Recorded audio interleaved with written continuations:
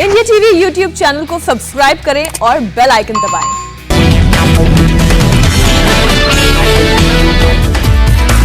मुंबई में बारिश के बीच दर्दनाक हादसा। मलाड वेस्ट इलाके में 4 मंजिला इमारत जमींदोज। हादसे में 9 लोगों की मौत, 8 जख्मी। बिल्डिंग से सटे 2 मंजिला इमारत पर गिरा मलबा। अब भी कुछ लोगों के फंसे होने की आशंका। राहत और बचाव का काम जारी।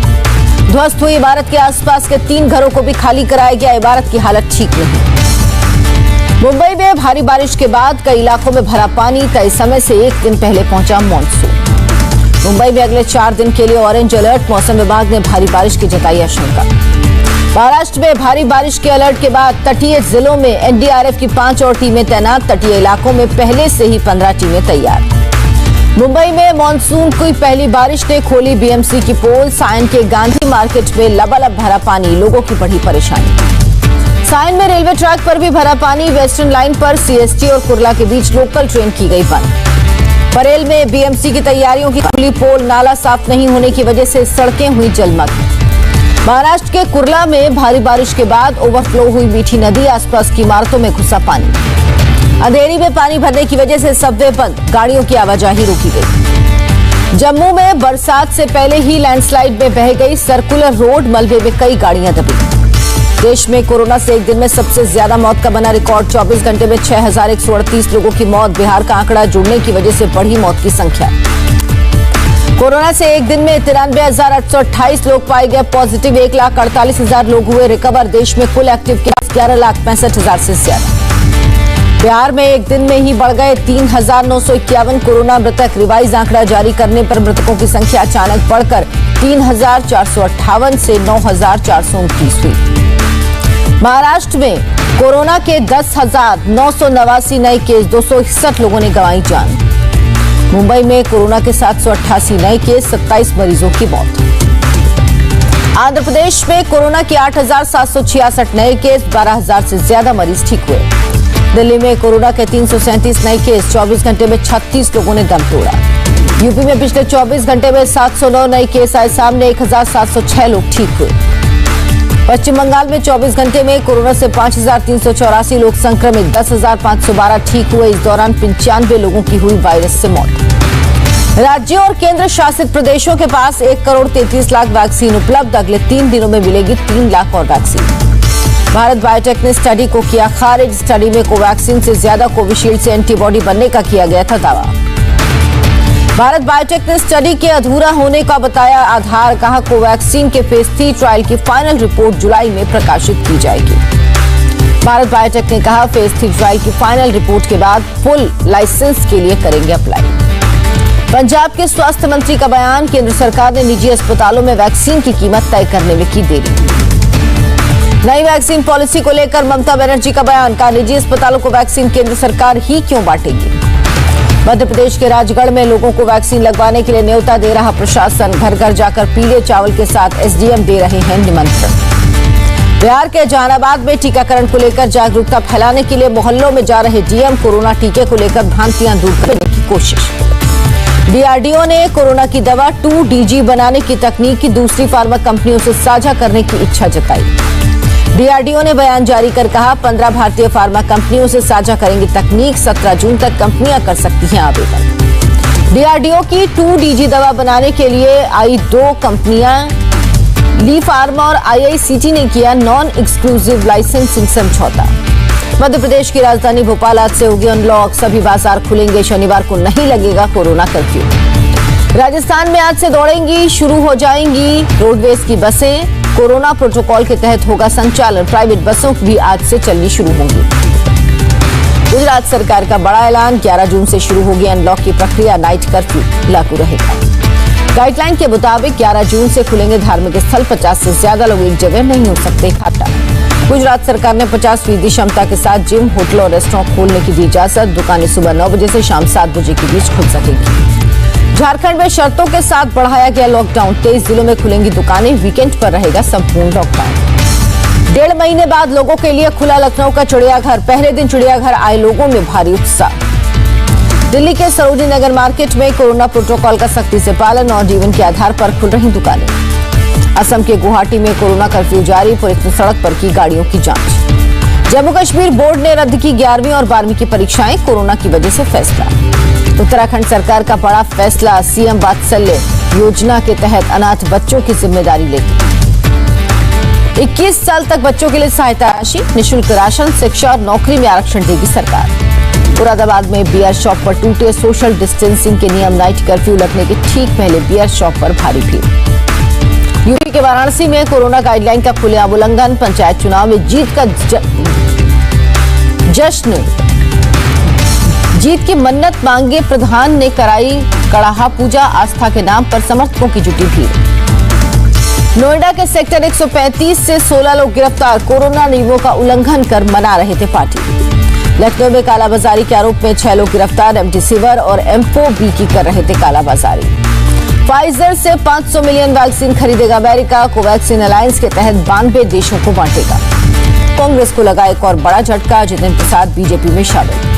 पीयूष गोयल ने दिलाई सदस्यता, जितेंद्र प्रसाद ने कहा काफी सोच समझकर बीजेपी में शामिल होने का लिया फैसला, बीजेपी सही मायने में राजनीतिक दल। जितेंद्र प्रसाद ने पीएम मोदी की तारीफ की, कहा दिन रात भारत की सेवा में जुटे पीएम, चुनौतियों को देख करते हैं काम।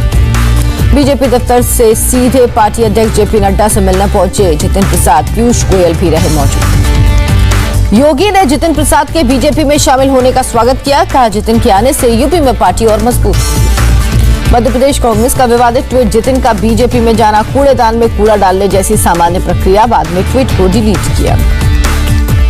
ज्योतिरादित्य सिंधिया ने जितिन का स्वागत किया, कहा बीजेपी विकास की ओर आगे बढ़ रही। कांग्रेस नेता मल्लिकार्जुन खड़गे ने जितिन प्रसाद के फैसले को दुर्भाग्यपूर्ण बताया, कहा जाने वाले जाते रहते हैं, हम उन्हें रोक नहीं सकते। जितिन प्रसाद के बीजेपी में जाने पर बोले दिग्गज कांग्रेस नेता हरीश रावत, कहा जितिन प्रसाद का बीजेपी में जाना हमारे चेहरे पर तमाचे जैसा। कांग्रेस नेता मिलिंद देवड़ा ने जताया अफसोस, कहा काश हमारे काबिल साथी छोड़कर नहीं जाते। कांग्रेस की बागी नेता अदिति सिंह का बयान, कांग्रेस एक परिवार की पार्टी बन गई, बीजेपी में जितिन का भविष्य उज्जवल है। कर्नाटक के कांग्रेस अध्यक्ष डीके शिवकुमार का बयान, जितिन प्रसाद को कांग्रेस पार्टी से ही मिली है पहचान। कांग्रेस नेता मल्लिकार्जुन खड़गे का बयान, पंजाब के नेता से बातचीत की रिपोर्ट 2-3 दिन में हुई, हाईकमान को सौंपेंगे। करीब 6 महीने बाद मिले गुपकार अलायंस के नेता, महबूबा मुफ्ती के घर पर हुई बैठक, फारूक अब्दुल्ला समेत तमाम नेता शामिल। बैठक के बाद बोले फारूक अब्दुल्ला, सुप्रीम कोर्ट में परिसीमन का मामला, फैसला आने पर आगे की कार्रवाई पर होगी चर्चा। शुभेंदु अधिकारी ने पीएम मोदी से मुलाकात की, बंगाल हिंसा समेत कई राजनीतिक मुद्दों पर चर्चा। मोदी सरकार ने किसानों को दिया बड़ा तोहफा, खरीफ फसलों पर 50% तक एमएसपी बढ़ाई। कृषि मंत्री नरेंद्र सिंह तोमर ने कहा सरकार किसानों से बातचीत के लिए तैयार, मुद्दों पर बातचीत करेंगे तो बातचीत होगी। नरेंद्र सिंह तोमर की किसानों से अपील, तर्क के साथ किसान बताएं आपत्ति, कहा कृषि कानून सभी राजनीतिक दल लाना चाहते थे। किसान नेता अशोक धावले ने की कृषि मंत्री के बयान की कड़ी निंदा, कहा कृषि कानून अब तक रद्द नहीं होता, आंदोलन खत्म नहीं होगा। रणदीप सुरजेवाला ने कृषि मंत्री के बयान पर तंज कसा, कहा बयान सरकार का अहंकार दिखाता है। किसानों के समर्थन में खड़े हुए सुखबीर सिंह बादल, कहा किसानों से बिना शर्तों के बात करे सरकार। कोलकाता में किसान नेता राकेश टिकैत ने सीएम ममता बनर्जी से मुलाकात की, बंगाल के किसानों के मुद्दे को ममता के सामने रखा। टिकैत ने सीएम ममता से की अपील, कहा यहाँ के किसानों को सही दाम दिलाएं, कोरोना में जिन किसानों को ज्यादा नुकसान हुआ उन पर ध्यान दें। टिकैत से मुलाकात के दौरान ममता बनर्जी का बयान, जब तक किसानों की मांग नहीं मानी जाएगी समर्थन करेंगे। ममता ने कहा किसानों के मुद्दे पर बाकी मुख्यमंत्रियों से भी करूंगी बात, किसानों के समर्थन में चिट्ठी लिखूंगी। कृषि कानूनों में संशोधन करेगी महाराष्ट्र सरकार, बाला साहब थोराट का बयान, केंद्र सरकार का कानून किसान के हित में नहीं। राजस्थान सरकार ने दी किसान मित्र ऊर्जा योजना के प्रारूप को मंजूरी, कृषि उपभोक्ताओं को मिलेंगे साल में 12,000 रुपए। नए नियमों को लेकर ट्विटर ने अब तक लिए गए फैसलों की जानकारी केंद्र सरकार को दी, अनुबंध पर नोडल कॉन्टैक्ट पर्सन नियुक्त किया गया। ट्विटर ने कहा नए दिशा निर्देशों के पालन के लिए हम प्रतिबद्ध, भारत सरकार को दिया है आश्वासन। मेहुल चोकसी के कथित अपहरण कांड में गुरजीत भंडल का नाम आया सामने, गुरजीत ने आरोपों से किया इनकार, कहा 23 मई को ही एंटीगुआ छोड़ चुका था। सीबीआई ने बिजनेसमैन गौतम थापर के खिलाफ मुकदमा दर्ज किया, यस बैंक के 466 करोड़ रुपए के घोटाले का मामला। विदेश मंत्री एस जयशंकर ने की कतर के एनएसए से मुलाकात, कोरोना से जंग में कतर के सहयोग के लिए धन्यवाद किया। टीएमसी सांसद नुसरत जहां को लेकर नया विवाद, कहा भारतीय कानून के तहत शादी वैध नहीं बल्कि लिव इन है, इसीलिए तलाक का सवाल नहीं। कोलकाता में एनकाउंटर में मारे गए 2 कुख्यात बदमाश जयपाल भुल्लर और जस्सी को पुलिस ने किया ढेर। पंजाब, हरियाणा, दिल्ली, राजस्थान सहित कई राज्यों में वांटेड थे। दोनों बदमाशों से मुठभेड़ के दौरान एक इंस्पेक्टर घायल। पुलिस ने 7 लाख कैश, 5 हथियार समेत कई राउंड गोलियां बरामद की। यूपी के बलिया में चौकी इंचार्ज के एक युवक को पीटने पर हंगामा। ग्रामीणों ने मऊ बलिया हाईवे जाम किया। सहारनपुर के हैंडपंप विवाद में नया मोड़। प्रशासन दूसरी दुकान के सामने लगाने जा रहा हैंडपंप, लेकिन दुकान मालिक ने हैंडपंप लगाने पर आग लगाने की धमकी दी। पहले मुरारी झा नाम के दुकानदार की दुकान के बाहर लगा था हैंडपंप। प्रशासन के कहने पर हैंडपंप हटा। समाजवादी पार्टी और कांग्रेस ने किया विरोध। बजरंग दल ने भी प्रदर्शन किया।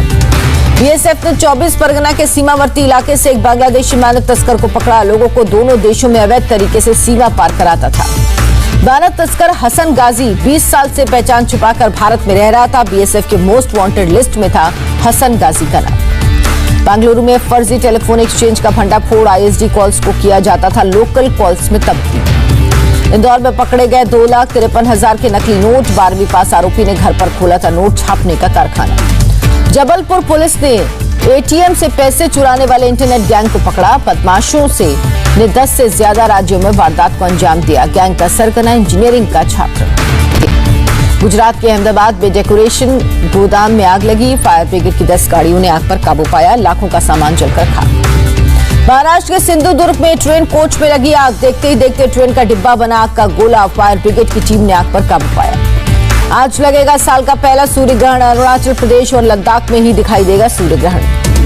सूर्य ग्रहण दोपहर 1:42 पर शुरू होगा, शाम 6:41 पर खत्म। करीब 148 साल के बाद शनि जयंती पर सूर्य ग्रहण का योग। राष्ट्रपति बनने के बाद अपनी पहली विदेश यात्रा पर ब्रिटेन पहुंचे अमेरिकी राष्ट्रपति जो बाइडेन 8 दिनों में 3 देशों की करेंगे यात्रा। जो बाइडेन ने पलटा डोनाल्ड ट्रंप का फैसला। अमेरिका में टिकटॉक, वीचैट को बैन करने की योजना रद्द। टेनिस स्टार राफेल नडाल की 4वीं बार फ्रेंच ओपन के सेमीफाइनल में पहुंचे। अर्जेंटीना के खिलाड़ी को दी शिकस्त।